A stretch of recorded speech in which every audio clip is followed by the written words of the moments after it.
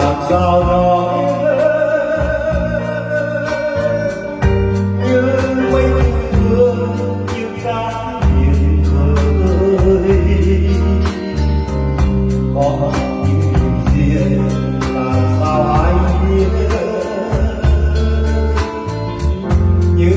trăng trên cao xa xa vời vời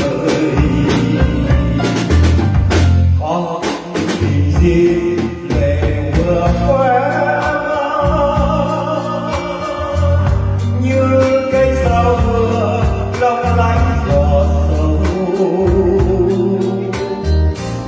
có những riêng làm gì hôn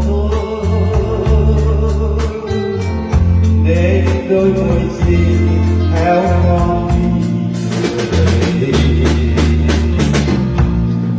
để riêng như nước vẫn đầy vơi đâu đây mà tiếng buồn gọi ơi ôi nỗi sầu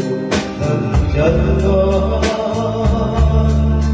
như một ngày như mọi ngày như vạn ngày không thấy lùi thay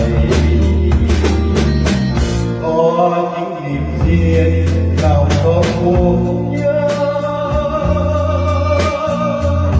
nhưng sao tâm tư cứ luôn mơ có những niềm riêng gần như hơi thở nuôi ta cô đơn người ta đời chờ có những điều riêng một đời đâu như rêu rau đắm trong biển khơi có những điều riêng một đời tâm lý nên khi xuôi tay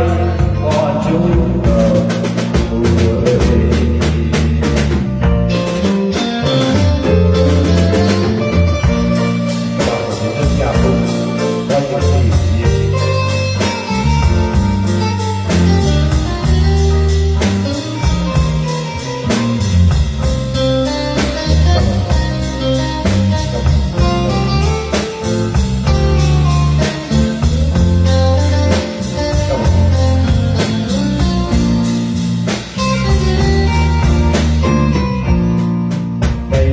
yeah.